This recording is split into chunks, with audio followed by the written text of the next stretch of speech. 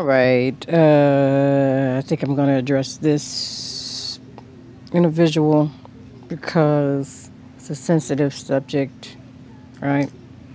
I want to talk about marriage commitment, what all of that means, how we've been taught to view it, so on and so forth. Let me first begin this video log by saying people are not property. We have been feeling that we were each other's property since slavery. People are not property. So since we are not each other's property, neither are we supposed to have some pseudo idea that someone is disrespecting you or your property when they are being intimate with your spouse. First of all, your spouse chose to be intimate with this person. Please don't forget that your spouse chose.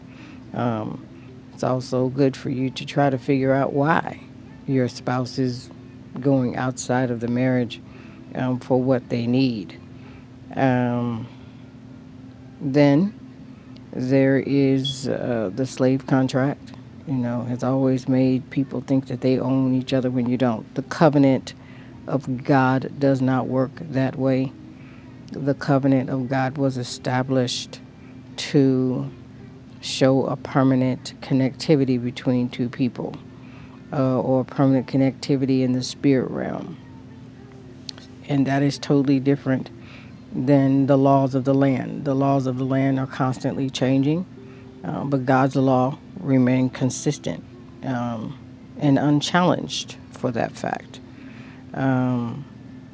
That being said, all this talk about people who they feel violated if a man and a woman are separated.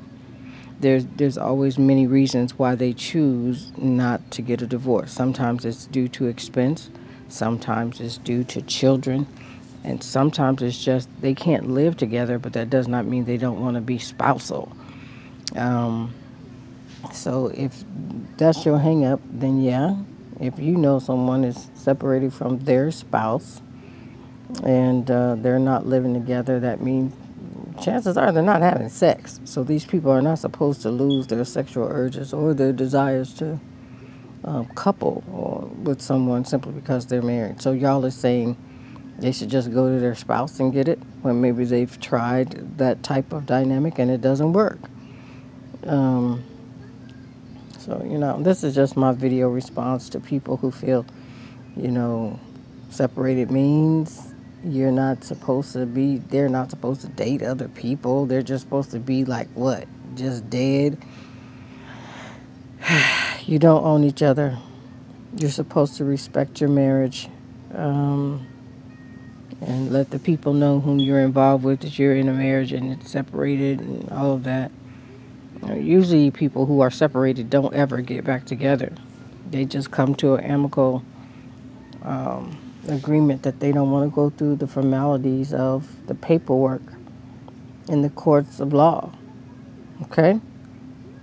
One love, ciao.